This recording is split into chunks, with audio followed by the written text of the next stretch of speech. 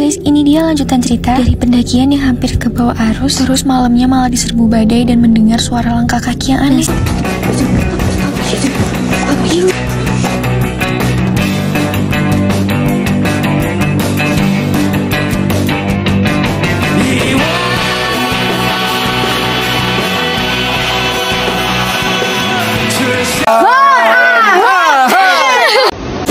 Teh.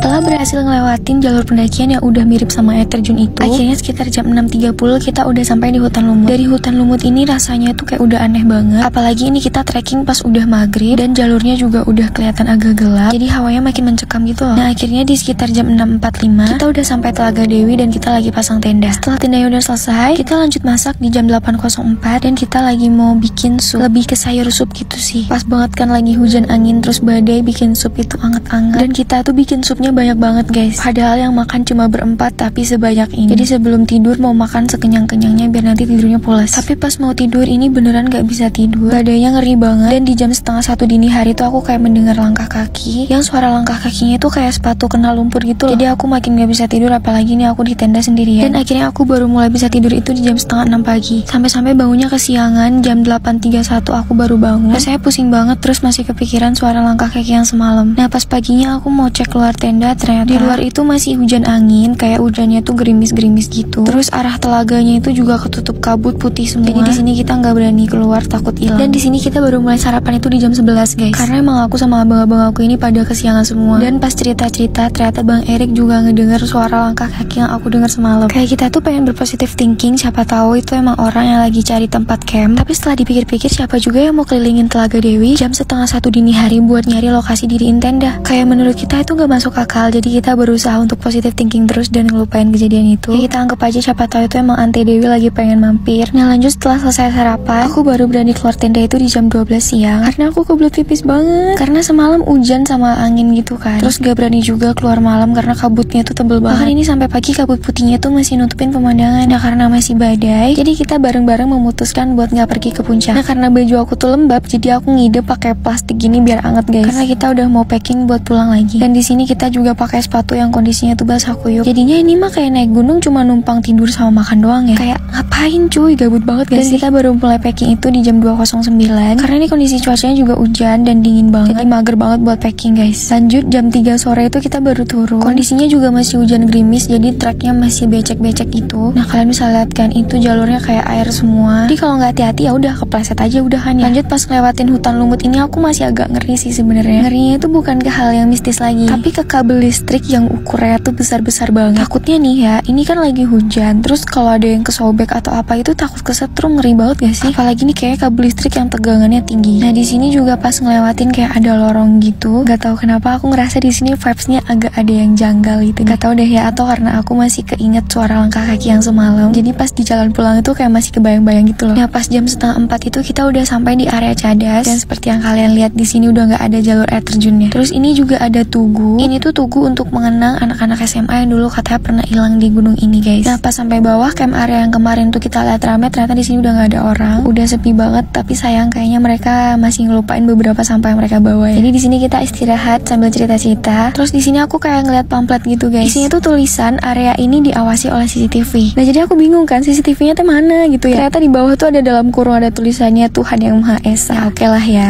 boleh lah. Ini tuh kayak peringatan supaya kita nggak macem-macem di gunung ini. Lanjut pas turun ke bawah tuh kayak mager banget. Apalagi pas turun jalannya tuh curam. Itu jalur yang kalau kita turun tuh kita harus pakai tali-tali gitu loh. Dan seperti biasa, pas sampai bawah kalian bisa lihat itu cuacanya cerah. Padahal ini tuh udah bentar lagi sampai bawah, tapi nggak tahu kenapa kayak badan tuh rasanya berat, capek banget. Dan parahnya yang ngerasa capek itu bukan aku aja. Kita semua tuh di sini rasanya capek, badan berat. Udah berkali-kali kepleset juga. Tapi akhirnya sekitar jam 4:30 gitu kita udah sampai di bawah. Udah dekat sama kebun warga, artinya bentar lagi kita udah sampai di pos pendakiannya. Nah aku baru ngeh kalau pas udah sampai pos pendakian itu kita disambut sama boneka jelangkung. Jadi akhirnya jam 5 kita udah sampai pos pendakian dan kita istirahat di situ lama banget sampai bisa lihat city light. Nah, sekitar jam 7:30 malam kita baru turun ke bawah, melanjutkan perjalanan menuju ke penginapan. Terus say bye-bye juga ke Bang Abil sama Bang Eri karena udah berbaik hati banget bantuin kita selama di pendakian ke Gunung Singgalang. Itu dia cerita pendakian kali ini. Makasih udah nonton sampai habis.